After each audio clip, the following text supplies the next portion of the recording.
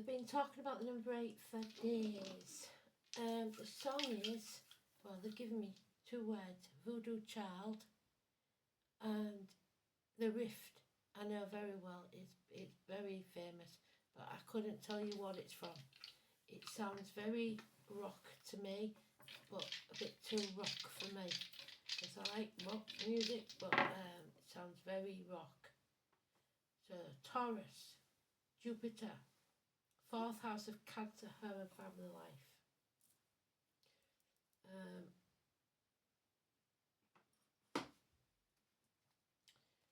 So the 8 is strength and courage. It's a Leo card. It's about patience. It's about the heart. It's about the back. The Lion. Richard the Lionheart. An English king. The lion is on the shirts of England, or used to be on the shirts of the England players. 3 lions. We're not allowed to have anything patriotic anymore, so probably not now. I don't know. King Richard, the Lionheart, big-hearted.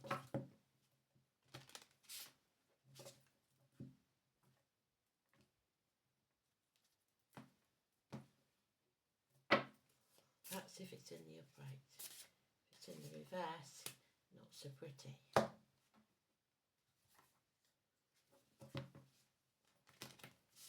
we go. The little cat stopped waving. Cat, I thought it's got to be waving.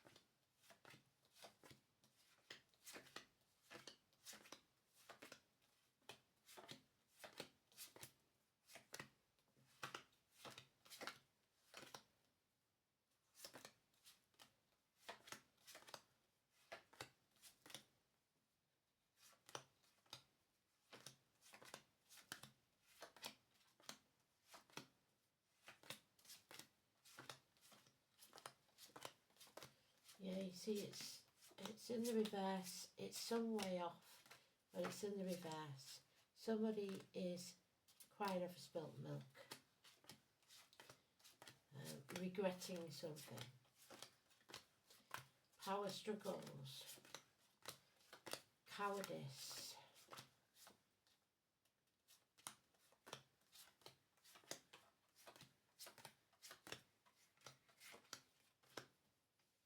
I believe it's that one.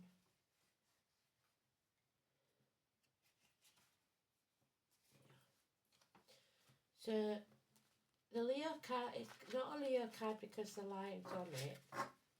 Well, it is, but the important thing is not the Leo, the lion. It is the person taming the lion. So this is possibly an ending, or you've reached the pinnacle of something. It's got as good as it's going to get. Slow and steady wins the race. So there's 10 months where you have to go very slow and very steady. Improvements in finance, career, possibly someone in uniform of a darker complexion, someone with a limp, a scar on the leg or an amputation, agriculture, those in uniform, like I said, with a darker complexion. This is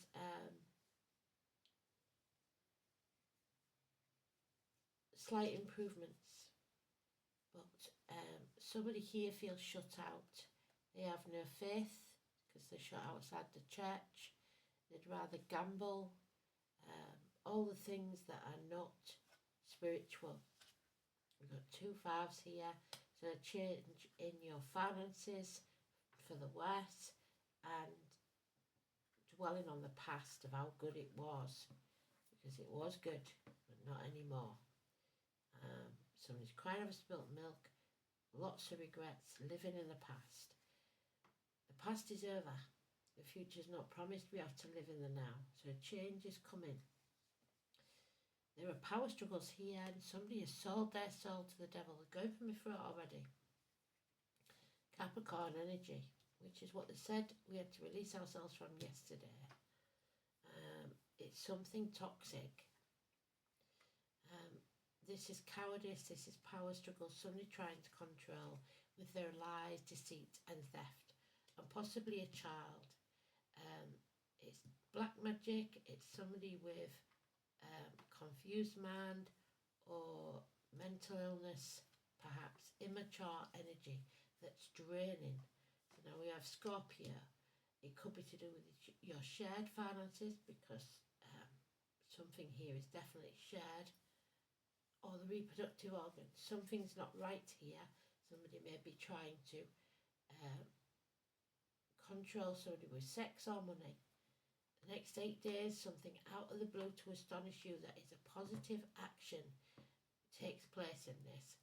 And the strange thing about this is there is no major arcana. It's only 2 days, and that's neutral. So this is an internal struggle that's going on.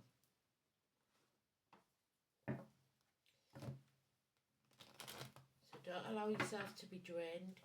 Don't allow yourself to be confused. And don't allow yourself to stagnate.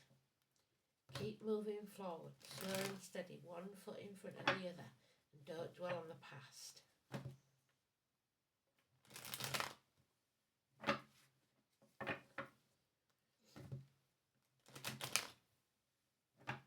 So no major arcana, so no clues so far. Just that the next 8 days, that number 8 keeps coming up, is important.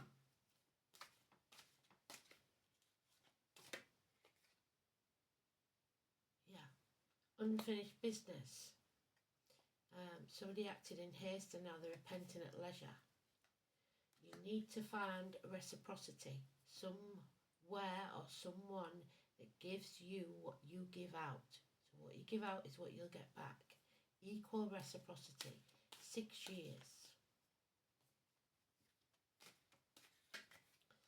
Yeah. Stop sacrificing yourself, the number 12. Being the victim or playing the martyr, people pleasing, trying to keep the peace. Issues with the feet and toes will be healed, issues with the liver. You find the key to set yourself free by saying no and putting boundaries in place. Someone released from a prison of their own making or otherwise, being open to receive whatever's coming your way. 4 months. So Pisces energy, very important. Number 12, positive energy. No more hanging yourself out to dry for other people. The 14 though, Tony, Philip, Sagittarius is negative energy. Iris.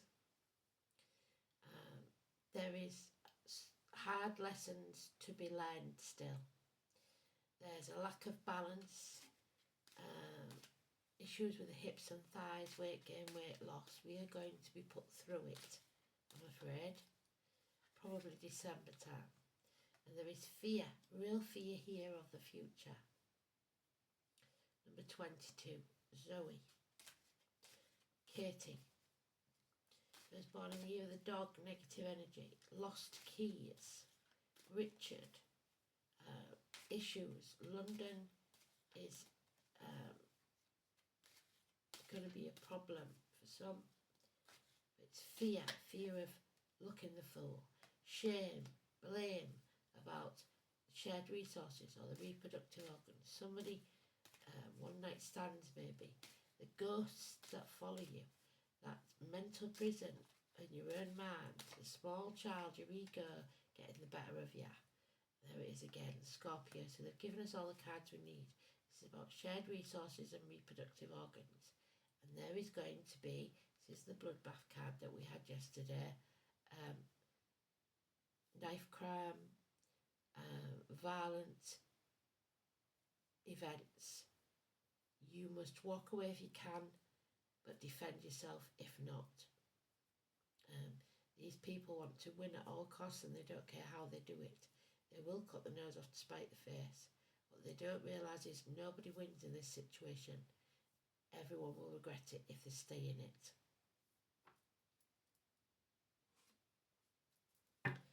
The 22 and 14 is negative. There's a lot of cowardice here and fear. The 12 will set you free. Pisces energy. Odin, the All-Father, so dads maybe, and Prometheus. You've helped too much. Now you must learn to say no. Put your boundaries in place. Protect your own energy. Yeah, because this is toxic. This is what they said yesterday. We are bound by contract or vow, so don't sign anything, that we've made under duress. We have sold our soul to the devil for shiny baubles, the voodoo, black magic. 15 is negative. Capricorn energy. So December and January. Yeah, there it is again, the 5 of Pentacles. 5 years of that hole in the pit of your stomach where nothing can fill it, nothing can make it right. Feeling lonely in a room full of people, half erased. Perhaps the loss of an infant. There's no happiness in this situation and no love either. The answer is no. Yeah. You've got to fight for what you believe in. The battle's not over. You have to speak the truth and shame the devil, no matter how harsh those words are. Somebody is prepared to poke the hornet's nest. They want to want the truth to come out. Unfinished business. Sagittarius energy all over this. Yeah. Sitting on the fence isn't going to do it. You can't have it all. You can't have your cake and eat it. You've got to choose. You're spreading yourself too thin and you've got to pick a side. 19. Something is coming to light. Obstacles will be removed.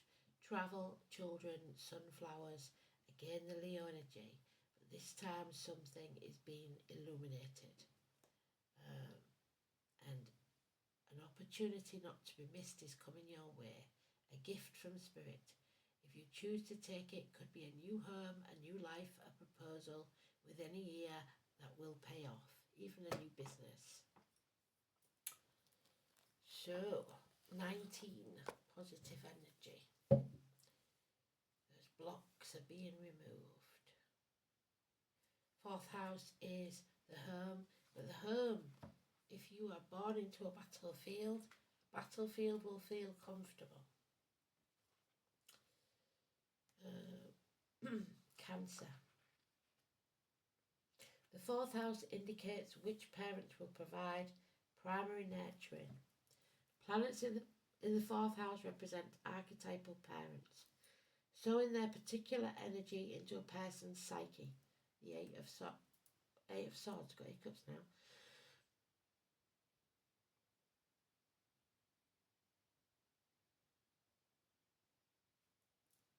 So there's all those little voices in your head that people tell you about.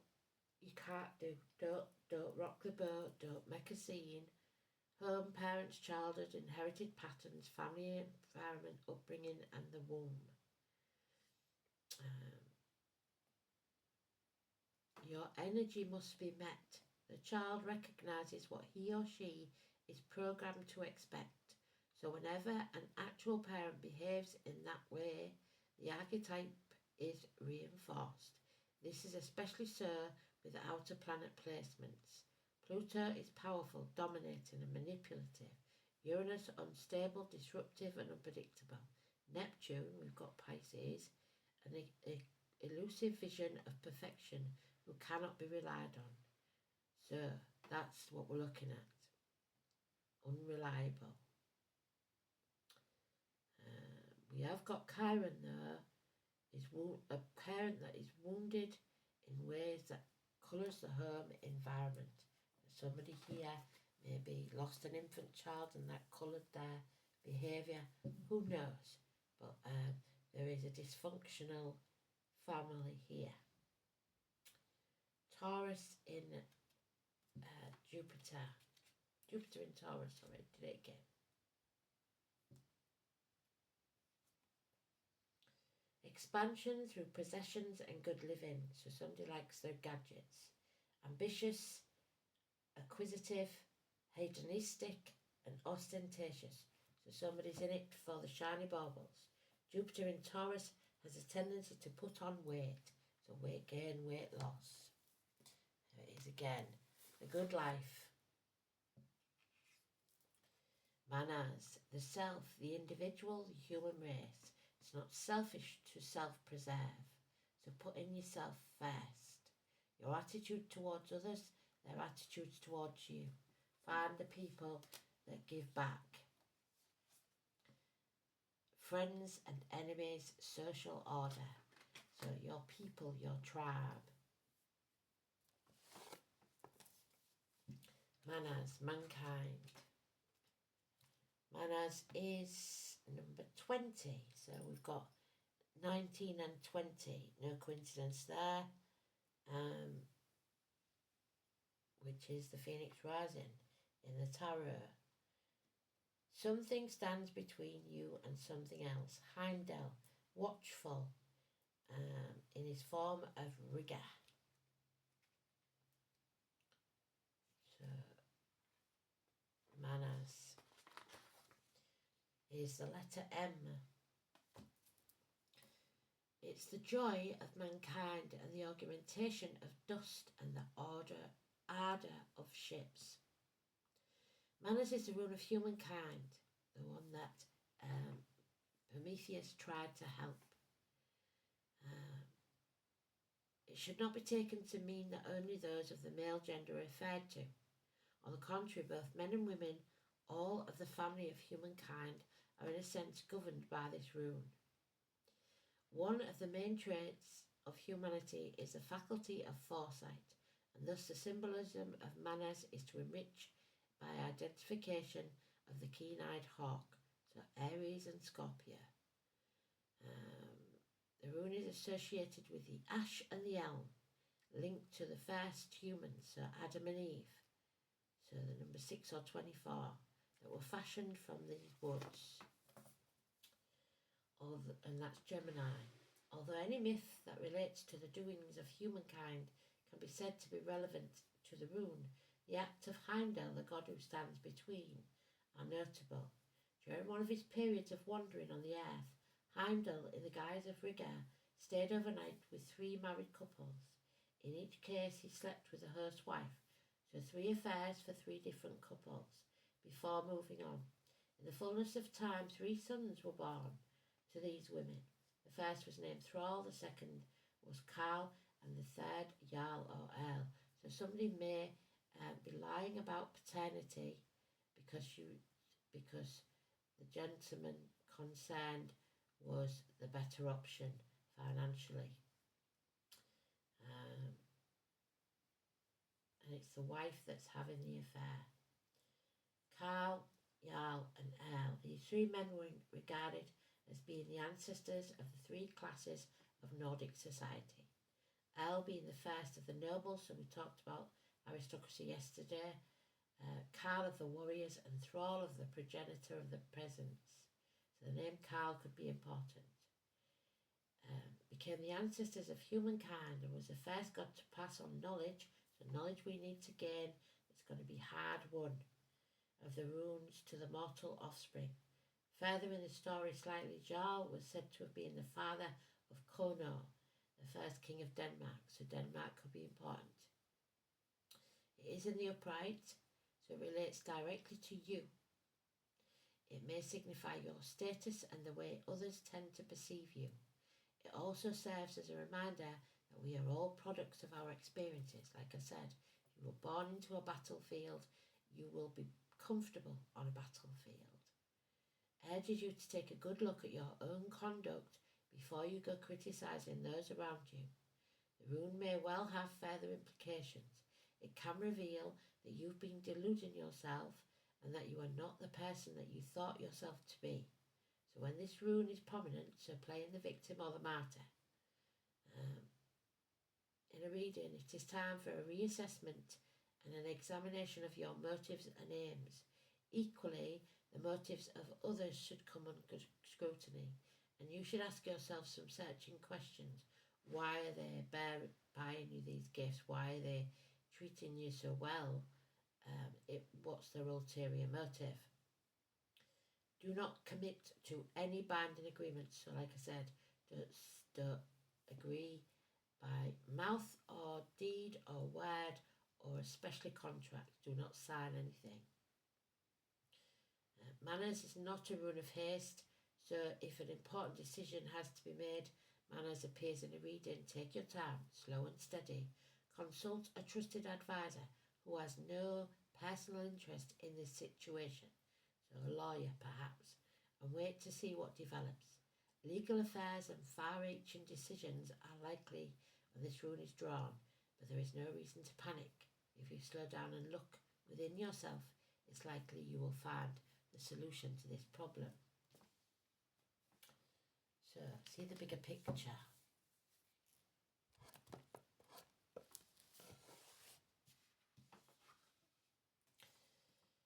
'23. Yesterday we had that. The Sorcerer's Violet. So violets and the voodoo, because it's in the reverse. So again, possibly black magic taking place here.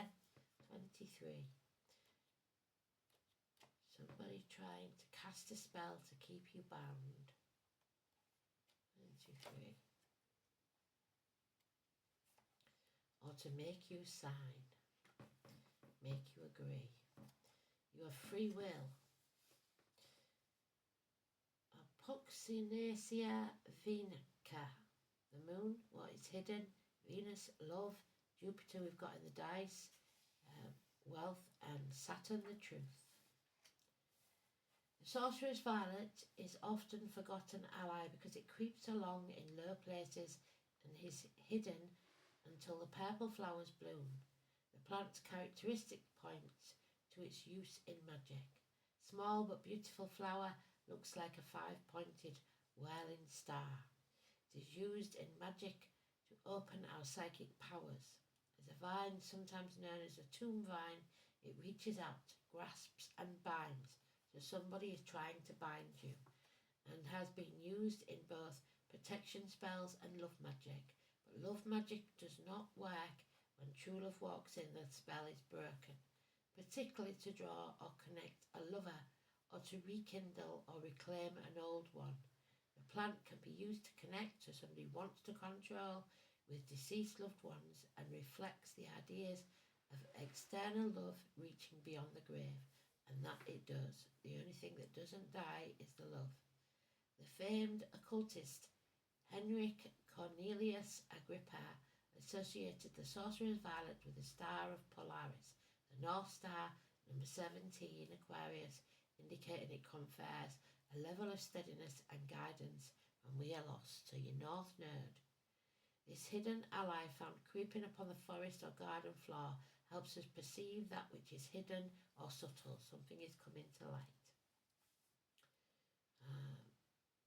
Sorcerer's Violet helps you see and feel things more clearly, awakening your psychic powers to a greater degree. showing you what has always been around you, but beyond your normal notice. The ability to perceive auras, spirits, and particularly the dead improves. The nature of Sorceress Violet is opening, but also keeping you grounded and stable as it's a low-growing vine. Its spirit aids us against opening up too much and too quickly, preventing us from becoming ungrounded and unhealthy of unsound mind. So kids messing with black magic can make them mentally ill. The five-petaled nature of the flower, like a pentagram, can provide psychic shield or filter from harmful energies and magic directed towards us, intentionally or inadvertently. It can help us protect ourselves. These qualities make us naturally more proficient in all forms of magic or sorcery, hence the name. In Healing White, this magical vine will heal current and past life memories when we have abused our natural magical abilities and done harm to others, particularly coercive love magic. So it is in reverse. Sorcerer's Violet will be present when we need to protect ourselves from harm by laying low and paying attention, or when we really need to reflect upon hard lessons of the past before making our next move, the unfinished business. Beloved ancestors could be giving us information on how to proceed if we listen. A lesson of past loves may apply to our current situation. Now someone sees things very clearly. They remain grounded in this new experience. I shall photograph that for you because we're not going to have time. It's the salamander and the black pepper.